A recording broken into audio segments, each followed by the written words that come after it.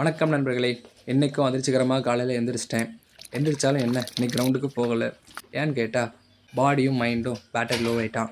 அதோட pre work out drink போட்டால் கொஞ்சம் நல்லா இருப்பானே அப்படின்னு சொல்லிட்டு லெமனையும் ஜிஞ்சரையும் போட்டு நல்லா ஐஸ் கியூப்ஸ் போட்டு ப்ரீ ஒர்க் அவுட் ட்ரிங்க் குடித்தோடனே ஒரு ஒர்க் அவுட் செஷனுக்கு போயிட்டேன்.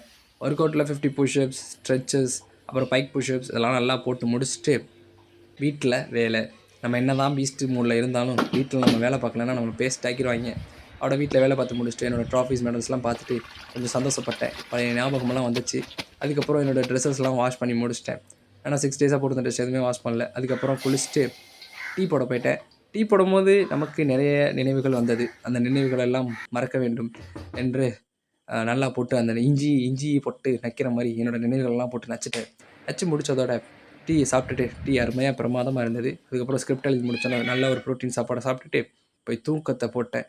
உறக்கத்தை போட்டு எந்திரிச்சதோட டைம் ஆயிடுச்சு. சாயந்தரம் கிரவுண்டுக்கு போகலான்னு நினச்சேன், போக முடியாமல் போயிடுச்சு. அதுக்கப்புறம் என்ன பண்ணுறதுன்னு அந்த இயற்கை காட்சிகள்லாம் ரசித்தபடியே அந்த பறவைகளோட சத்தத்தெல்லாம் கேட்டுட்டு இன்னையோட நாளை கழிச்சாச்சு. அவ்வளோதான் நண்பர்களே, இன்றைய நாள் முடிந்தது. இதை விட நாளைக்கு இன்னும் கடினமாக சந்திப்போம். நன்றி, வணக்கம், பாய்.